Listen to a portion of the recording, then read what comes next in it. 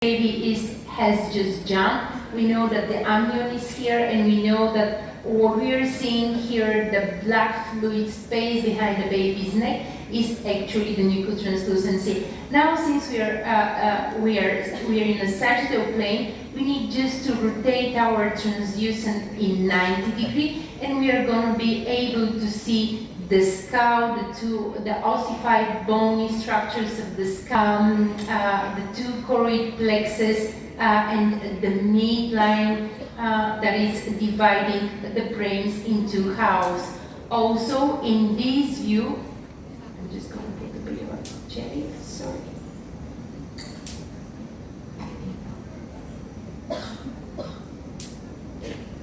In this view, we are able to see the two eye sockets with the lenses inside, and if we just dip our transducer a little bit more down, we will be able to see the retronasal triangular, or a feature that has been described from Waldo Sepulveda in the mid-90s, and it's also a hint to us that the development of the hard palate by far is well.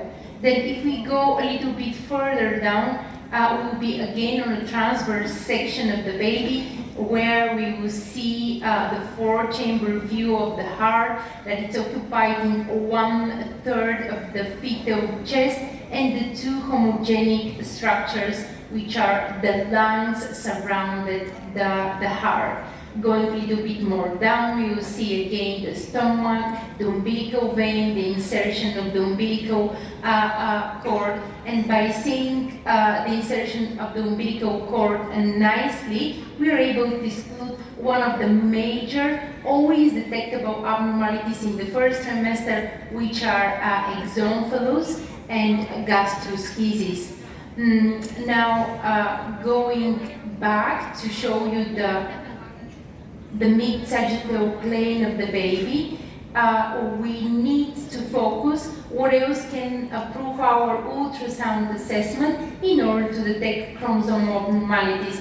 And let me remind you that when we are doing the screening for the Down syndrome, usually we obtain the measurements of the nucleotranslucency, and then we combine maternal age, and then the serum biochemistry. Free beta ECG and PAPA are the two most common biochemical markers that we're using. And remember, the ideal value of those is a 1 mom. Mom is the multiple of the median, and in pregnancies affected with Down syndrome, usually free beta ECG is highish at about 2 mom, whereas PAPA is lowish at about 0.5 mom.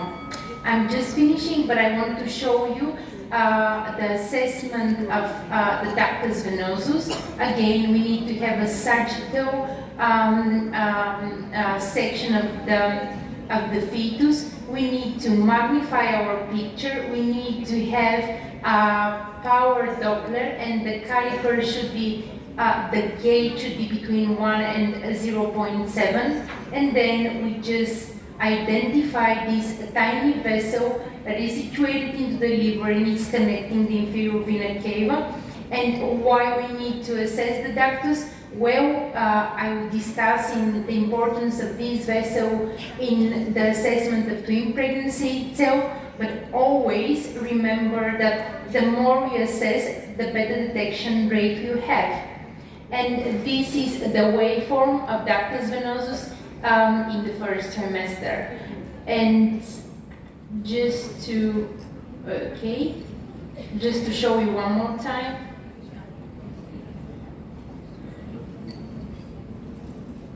We need to have 3 to 6 waveforms that we need to store in our image.